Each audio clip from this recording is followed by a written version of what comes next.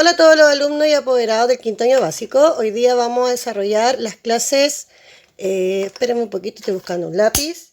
Vamos a desarrollar la clase 3, la 4 y la 5 del cuadernillo de historia que corresponden a la unidad 1, que se llama La Conquista de América. ¿Ya? Lo primero que tenemos que señalar, y lo primero que aparece en su guía de trabajo, es que el día 12 de febrero de 1492 se genera un hito que va a cambiar la historia de América para siempre. ¿Qué es un hito? Es algo que ocurre que cambia los hechos futuros para ese lugar. Lo primero que tenemos que hacer es contextualizarnos en cuanto al espacio y al tiempo. Materia de la clase 1 y 2.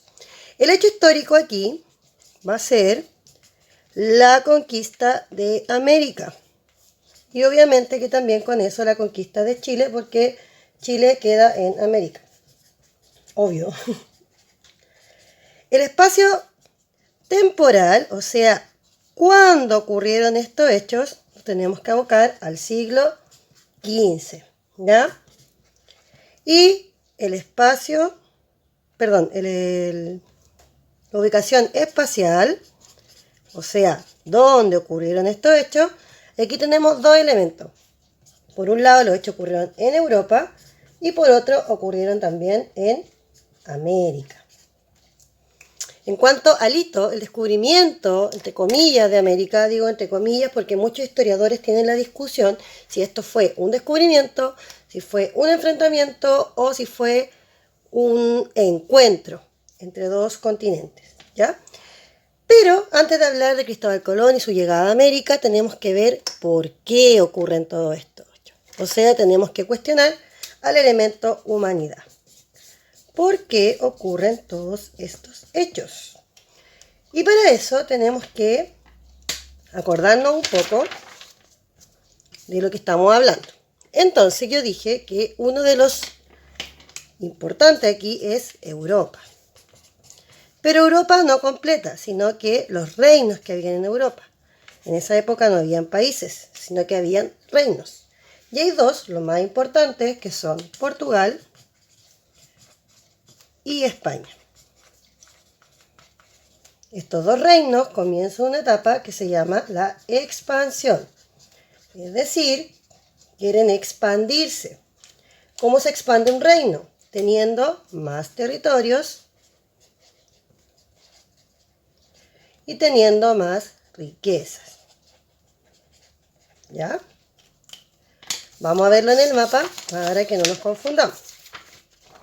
Este es el mapa mundi, pero en la época los europeos no sabían de la existencia de América. No tenían idea que existía. Ellos solo sabían que existía Europa, Asia y África. ¿Ya?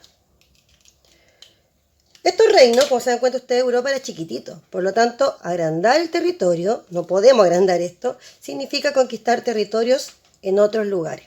¿Ya? Y aquí entre medio, entre Europa, África y Asia, hay un mar muy importante, que es el mar Mediterráneo. Y en la época era el lugar más utilizado, lo voy a acercar, para poder ir de Europa hacia África o hacia Asia a buscar productos, a buscar riqueza, expandir territorio, etc. Y aquí en este cachito que está aquí hay un lugar que se llama la India. ¿Por qué es importante? Porque en la época los europeos iban a buscar especias y telas a la India. ¿Qué son las especias? El clavo de olor, el orégano, la pimienta. ¿Por qué servía tanto? ¿Por qué era tan importante? Porque en la época no existían los refrigeradores. Entonces, para poder mantener la comida por mucho más tiempo, se usaban estas especias para conservar la comida. Por lo tanto, era un producto que todo el mundo quería tener. ¿Qué va a pasar en el siglo XV? Este lugar, el mar Mediterráneo, va a ser bloqueado por los turcos. Los turcos vienen de Asia. van a bloquear el mar Mediterráneo. O sea, no van a dejar pasar más a los europeos por el mar Mediterráneo. Por lo tanto, los europeos, está con rojo, van a tener que buscar formas de llegar a la India. No solamente le bloquean el mar Mediterráneo, sino que bloquean el acceso a Asia. Por lo tanto, para ir a la India, necesitan buscar nuevas rutas. Y estas nuevas rutas tienen que hacerlas por el océano, ¿ya? Ellos estaban acostumbrados a salir de Europa, navegar el Mediterráneo, llegar a la India, llegar a África. Pero ahora, para poder buscar nuevas especies, nuevos territorios, van a tener que navegar hacia el oeste. Siempre habían navegado hacia el este y ahora van a tener que navegar hacia el oeste con el fin de buscar una ruta que los lleve hasta la India. ¿Cuál es el problema? Que en la época no habían aviones, sino que habían barcos y los viajes podían demorar mucho tiempo.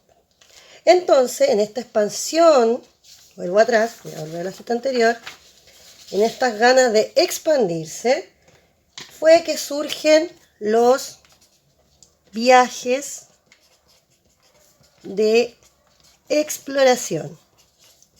O sea, viajes para salir a conocer el mundo, buscar nuevos territorios, buscar nuevas especies, adquirir nueva riqueza. Y los viajes de exploración son posibles gracias a dos cosas. Voy a cambiar el color del lápiz. Tiene que haber motivos, también conocidos como causas, pero también tienen que haber factores. ¿Cómo voy a explicar esto? Bien simple. Un ejemplo súper acorde al momento. Tengo ganas de viajar y salir al sur de Chile en este minuto. Esa es mi motivación, esas son mis ganas. ¿Por qué quiero viajar al sur? Porque me gusta el sur, porque es bonito, porque estoy aburrida, encerrada. ¿Cuáles son los factores que hacen posible o no lo que yo quiero hacer? Primero, no puedo salir porque estamos en cuarentena. Segundo, no están vendiendo pasajes para viajar al sur. Tercero, no tengo plata. ¿Ya? ¿Se entiende?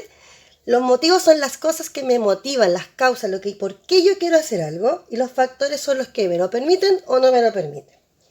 ¿Qué va a pasar en los viajes de exploración? Los motivos son muchísimos. Entre ellos, obviamente, está el buscar nuevas rutas. Sobre todo a la India. También otro motivo es tener más riquezas y tener más territorios. Todo eso motivó a los europeos, tanto de Portugal como España, a salir de Europa. Ahora, ¿qué factores hicieron posible estos viajes? Primero, el pensamiento del hombre de la época. Ya que el hombre de esta época, cuando hablo del hombre no me refiero solo al masculino, sino que a la humanidad de esta época, piensa de una manera muy especial. Que lo vamos a ver después. También es posible gracias a que los reyes financian los viajes. ¿Qué significa financiar los viajes? Ellos ponen la plata, ponen los barcos, ponen recursos, comida, contratan a la gente para que el explorador salga a buscar nuevos territorios. Y por último, otro factor que permite estos viajes de exploración son los avances tecnológicos de la época, que para nosotros pueden ser no tan tecnológicos hoy en día porque tenemos muchos otros avances como el GPS, los aviones, la navegación satelital, etc. Pero en la época tener un mapa, tener un astrolabio, tener una brújula, tener un barco era un avance tecnológico. Entonces, aquí tenemos los motivos y los factores por los cuales los reinos de Portugal y España comienzan a hacer viajes de exploración.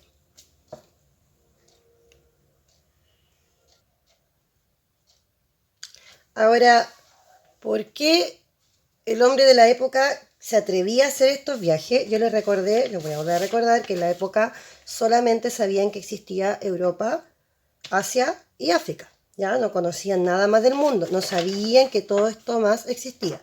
Por lo tanto, salir a explorar el mundo era una aventura, era algo desconocido. Tampoco sabían que existía el hemisferio norte y el hemisferio sur.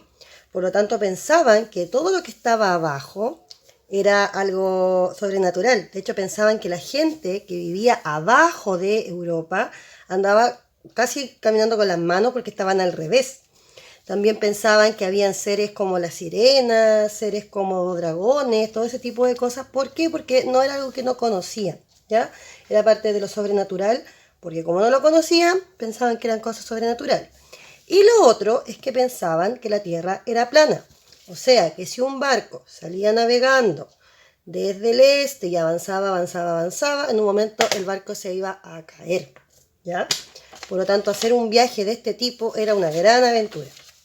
¿Cómo pensaban los exploradores europeos en esa época? De partida eran muy aventureros, buscaban ser famosos, ya que todo el mundo los recordara por su hazaña, querían dejar un legado por el cual la gente se acordara de ellos en el futuro, eran humanistas, es decir, para ellos el ser humano era el centro del universo. Y como el ser humano es el centro del universo, el ser humano es capaz de hacer todo lo que se proponga. Buscaban hacerse ricos y, por supuesto, explorar el mundo. ¿Qué se los permitió? Ya habíamos visto algunas innovaciones tecnológicas de la época. La brújula, que indica los puntos cardinales. El astrolabio, que es una especie de espejo donde se van anotando la posición de las estrellas. Y ahí se va el viajero ubicando. El sextante, que mide ángulos y mide direcciones. Los portulanos, que no son nada más y nada menos que mapas. Y la carabela, que tiene esta carabela, tiene lo siguiente, que tiene esta vela de tipo cuadrada mezclada con velas de tipo triangular. Para la época ese era un gran avance tecnológico porque permitía que el viento empujara desde 4 partes distintas el barco. Además que al ser una embarcación grande, permitía llevar más personas y también animales para consumir y también llevar alimentos, ¿ya? O sea, una zanahoria. Entonces, resumiendo, los reinos europeos de España y Portugal se vieron en la necesidad de salir a explorar el mundo por el bloqueo del mar Mediterráneo por parte de los turcos otomanos, ¿ya? Al no tener cómo llegar a la India, que es el principal objetivo para obtener riquezas, obtener telas y obtener especies, tienen que salir a buscar rutas que partan navegando hacia el oeste hasta llegar a la India. Y para eso contratan a los exploradores. La próxima video voy a explicar cuáles fueron los viajes de exploración portugueses, cuáles fueron los españoles y podemos hacer juntos los mapas. Así que espero que esta explicación les haya servido y nos vemos en el próximo video. Chao, chao.